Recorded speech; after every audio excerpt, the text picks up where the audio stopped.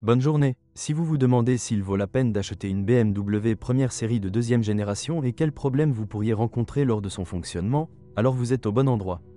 Ainsi, contrairement aux modèles plus anciens, dans lesquels les Allemands utilisaient largement des pièces de carrosserie en aluminium, dans la première série, la carrosserie est exclusivement en acier. Et cela peut être considéré comme un gros plus. En cas d'accident, ce qui n'est pas rare étant donné le style de conduite de nombreux fans de voitures BMW, le remplacement et la réparation des éléments de carrosserie en acier seront relativement peu coûteux. En matière de protection contre la corrosion, les voitures BMW ont toujours été remarquablement performantes à cet égard. Bien que sur certains exemples, vous puissiez encore trouver de petites taches de rouille apparaissant sur le couvercle du coffre. Il était extrêmement rare que les concessionnaires soient obligés de repeindre la cinquième porte dans le cadre de la garantie.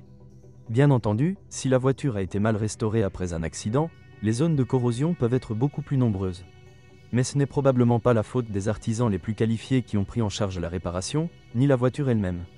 L'intérieur de la première série BMW est bien assemblé et séduit par des matériaux de finition de haute qualité. Ainsi, si des craquements et des grillons apparaissent au fil du temps, ils seront peu nombreux. Après avoir acheté une voiture d'occasion, les nouveaux propriétaires doivent absolument faire attention à la quantité de réfrigérant dans le système de climatisation. En raison de son absence, le système fonctionne de manière excessivement bruyante et pas toujours correctement. Très rarement, les propriétaires se plaignent de l'affichage noir de l'écran du système multimédia. Heureusement, les pannes électroniques ne sont pas typiques des BMW de la première série, et la plupart des problèmes peuvent être éliminés en redémarrant la voiture. Le moteur de base de la première série était le célèbre N13-4 de 1,6 litres de la série Prince, que les ingénieurs de BMW ont développé en collaboration avec des spécialistes du groupe PSA. Selon le degré de suralimentation, le moteur développait 136 chevaux, modèle 116i, ou 170 chevaux, modèle 118i. En prenant comme exemple le nouveau moteur, les spécialistes des deux sociétés ont démontré tout leur potentiel technique. Mais, malheureusement, il est rapidement devenu clair que ni la turbine Garrett, ni l'injection directe de carburant, ni le système de commande automatique de levée de soupape valvétronique ne sont d'aucune utilité si le moteur commence à causer de très graves problèmes déjà après un kilométrage de 40 à 50 000 km. Les moteurs, qui ne diffèrent que par le firmware de l'unité de commande, se sont révélés extrêmement exigeants sur la qualité de l'huile et du carburant. Dans le même temps, ils ont souvent dû travailler en mode famine de pétrole. Et tout cela parce que peu de propriétaires pourraient imaginer que dans une voiture pratiquement neuve, le moteur peut consommer jusqu'à 1 litre d'huile tous les 1000 km. Un peu plus tard, il s'est avéré que l'augmentation de la consommation d'huile est associée non seulement à la caractéristique de conception du moteur de 1,6 litres, mais également à des dommages à la membrane du séparateur d'huile. De nombreuses critiques ont également été adressées au turbocompresseur, dont la soupape de dérivation ne fonctionnait souvent pas correctement. Le mécanisme de distribution de gaz, franchement infructueux, a été encore plus souvent critiqué. Aucun des propriétaires ne pouvait imaginer que la chaîne de distribution puisse s'étendre sur environ 50 000 à 60 000 km. Il n'est pas surprenant que les premiers acheteurs de tout neuf, qui assumaient pour l'essentiel le rôle de cobaye, conduisaient souvent jusqu'à ce que la chaîne saute, après quoi ils étaient obligés de restaurer le moteur. BMW ne pouvait ignorer le barrage de critiques contre les moteurs de la série N13. Après la mise à jour de 2015, il a été décidé d'abandonner la version de 136 chevaux et, un an plus tard, le moteur 1,6 litres développant 177 chevaux a également disparu de la gamme de groupe motopropulseur. Désormais, le moteur de base était considéré comme une unité de 1,5 litres de la famille B38B15, développant 136 chevaux. Aujourd'hui, le moteur de 1,5 litres est installé sur de nombreux modèles BMW et est généralement considéré comme assez bon, mais en 2015, il souffrait de très graves maladies infantiles. L'un d'eux est le jeu des roulements de Villebrequin, qui se manifeste souvent après un kilométrage de 30 000 km. Périodiquement, en raison de ce défaut, le moteur devait être remplacé sous garantie. Heureusement, BMW a réagi assez rapidement au problème évident. À partir d'avril 2015, ils ont commencé à installer un moteur modifié de 1,5 litres sur l'unité. Cependant, cela n'a pas résolu les problèmes liés à la destruction des pistons et à la panne du turbocompresseur. Le moteur à essence de 2 litres de la série N20, installé sur la première série avant la mise à jour, s'est avéré loin d'être idéal. En raison de problèmes avec l'entraînement de la pompe à huile, la chaîne a progressivement commencé à faire du bruit. Les propriétaires qui ont ignoré les bruits parasites qui sont apparus ont rapidement dû s'occuper de restaurer le moteur endommagé. Ceux qui ont réussi à se rendre au centre de service à temps n'ont dépensé que pour remplacer la pompe à huile et la chaîne. La chaîne d'entraînement de l'arbre à cam posait également souvent des problèmes.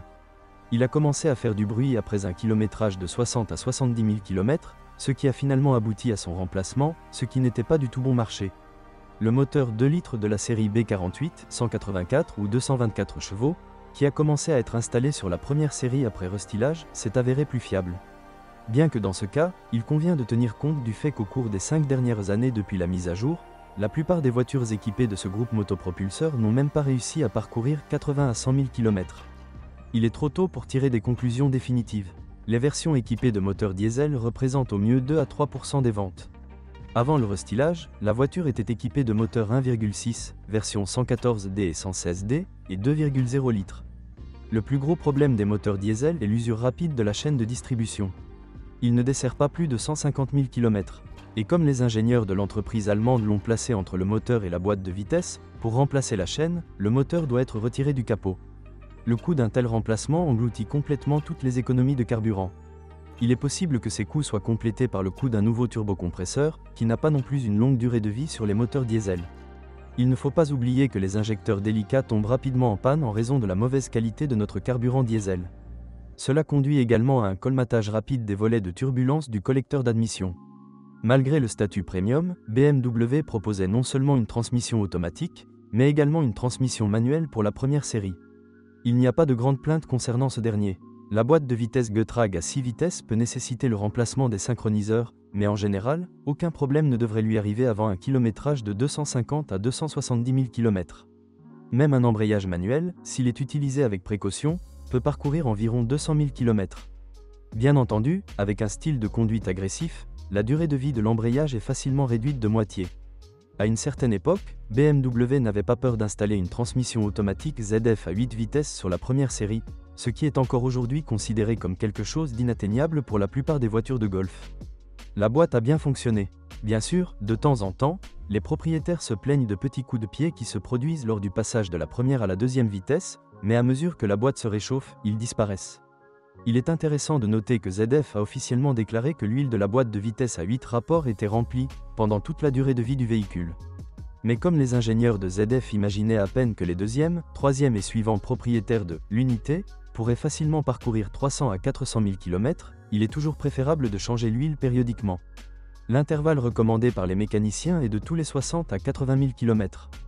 Plus la conduite est agressive, plus l'intervalle de remplacement doit être court. La suspension BMW de la première série est une sorte de puzzle, composé de pièces provenant d'autres modèles de la société allemande. Les ingénieurs ont emprunté la suspension avant à la berline de 5e série de la génération E60 et la suspension arrière multibras à la berline de 3e série.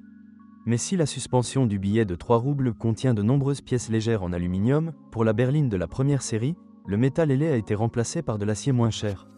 Étant donné que la suspension unitaire a été obtenue à partir de modèles plus grands et plus lourds, elle s'adapte facilement à nos routes loin d'être idéales. Dans l'ensemble, c'est la suspension que l'on peut appeler le maillon le plus solide de la première série BMW. Seuls les amortisseurs arrière et les jambes de force avant sont considérés comme relativement faibles, qui durent environ 80 à 100 000 km sur nos routes. Contrairement à la suspension, la direction des premières séries pose régulièrement des problèmes. Très souvent, les concessionnaires devaient changer les crémaillères de direction sous garantie. Vous devez également vous attendre à des problèmes dus au moteur électrique de la direction assistée. Souvent, les propriétaires sont confrontés à la destruction des boulons utilisés pour fixer le mécanisme de direction. Lorsque le nombre de plaintes à ce sujet est devenu trop important, BMW a décidé de remplacer les boulons en aluminium par des pièces similaires en acier.